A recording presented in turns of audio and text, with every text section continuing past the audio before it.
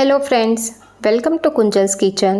આજે આપણે ટિંડોરાનું એક નવું શાક બનાવીશું, જેનામાં એક અલગ મસાલો નાખીશું, જેનાથી શાકનો ટેસ્ટ બહુ જ સરસ બને છે.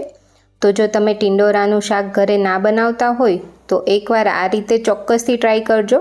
બધાને બહુ જ પસંદ પડશે. સાથે આ શાક લંચ બોક્સમાં પણ આપી શકાશે. તો વિડીયો પસંદ આવે તો એક લાઈક કરી દેજો. તો સૌથી પહેલાં ટિંડોરાનું શાક બનાવવા અહીં મેં 250 ગ્રામ ટિંડોરા લીધા છે, જેને સરસ ધોઈ તેને કટ કરીશું. તો તેનો ઉપર અને નીચેનો ભાગ આ રીતે કટ કરીને ટિંડોરાને મીડિયમ સાઇઝના ગોળ કટ આપવાના છે.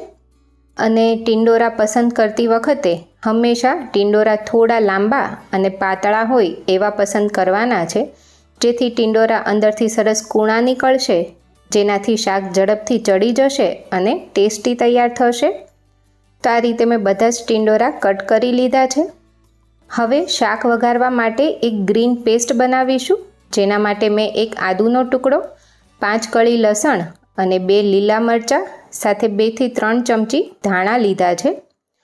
તો બધી વસ્તુને આ રીતે ખાંડણીમાં લઈ ખાંડી લેવાની છે. અહીં શાક ગ્રીન બનશે, જેથી શાકમાં તીખાશ લીલા મરચાંની જ આવશે. તો તમને જેવું તીખું ફાવે એ પ્રમાણે અહીં લીલા મરચાં લેવાના છે. સાથે તેમાં 6 થી 7 લીમડાના પાન નાખીશું અને બધી વસ્તુ સરસ ખંડાઈ એના માટે થોડું મીઠું નાખીને આ રીતે ખાંડી લેવાનું છે. તો પેસ્ટ થોડી અધકચરી રહે તેવી ખાંડીને તૈયાર કરીશું. તો આ રીતે ગ્રીન શાક બનાવીશું, જેનો ટેસ્ટ બહુ જ સરસ આવે છે. તો અહીં પેસ્ટ તૈયાર છે. હવે શાક વઘારવા માટે અહીં એક વાસણમાં 2 મોટી ચમચી તેલ ગરમ કરવાનું છે.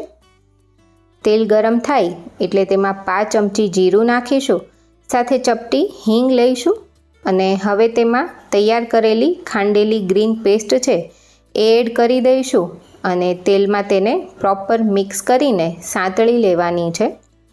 તો જે આદું અને લસણની કચાશ છે એ દૂર થાય ત્યાં સુધી પેસ્ટને સાંતળીશું.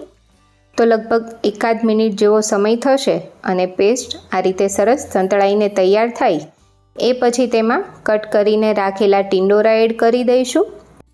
હવે તેમાં અડધી ચમચી હળદર નાખીશું અને સ્વાદ પ્રમાણે મીઠું લઈ લેશું.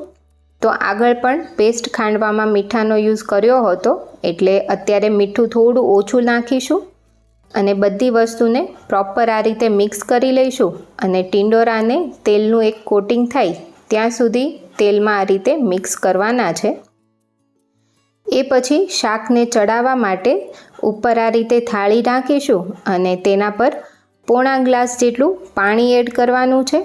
તો આ રીતે શાક કૂક કરવાથી શાકમાં એકદમ સરસ મીઠાશ આવે છે અને પાણી જેમ જેમ ગરમ થશે તેમ તેની વરાળ નીચે શાકમાં પડશે અને શાક ધીમે ધીમે એકદમ સરસ કૂક થઈ જશે. તો લગભગ 5 મિનિટ સુધી શાકને કૂક કરવાનું છે, જેમાં 2-2 મિનિટના અંતરે આ રીતે ઢાંકણ ખોલીને શાકને થોડું આ રીતે ઉપર નીચે કરી લેવાનું છે, એટલે બધી બાજુથી ટિંડોરા એકદમ સરસ ચડી જશે. તો આ રીતે ઢાંકણ ઢાંકી ફરીવાર થોડીવાર માટે કૂક કરવાનું છે. તો અહીં ટોટલ 5 મિનિટ જેવો સમય થયો છે અને અત્યારે જોઈ શકાય છે કે ટિંડોરા એકદમ સરસ કૂક થઈ ગયા છે. તો આ રીતે શાક તમે તૈયાર કરશો તો એકદમ ઝડપથી પણ બની જાય છે, સાથે સાથે બહુ જ ટેસ્ટી બને છે. તમે લંચ બોક્સમાં પણ આ શાક આપી શકો છો. એકવાર ટિંડોરા સરસ ચડી જાય એ પછી તેમાં 2 થી 3 ચમચી જેટલું પાણી એડ કરવાનું છે. સાથે જ તેમાં 1 મોટી ચમચી ધાણા જીરું પાવડર અને 1 ચપટી જેટલો કિચન કિંગ મસાલો નાખીશું. તો બહુ જ ઓછા પ્રમાણમાં આ મસાલો નાખવાનો છે, પરંતુ આટલા મસાલાથી પણ શાકનો ટેસ્ટ બહુ જ સરસ આવે છે. જો તમે ક્યારેય આ રીતે ટિંડોરાનું શાક ના બનાવ્યું હોય તો એકવાર ચોક્કસથી ટ્રાય કરજો. બહુ જ ટેસ્ટી શાક તૈયાર થાય છે. સાથે થોડા લીલા ધાણા નાખી દઈશું અને જે પાણી નાખ્યું છે એ પાણી બળે અને તેલ છૂટું પડે ત્યાં સુધી 1 મિનિટ ટિંડોરાને હવે આ રીતે ખુલ્લા જ કૂક કરવાના છે.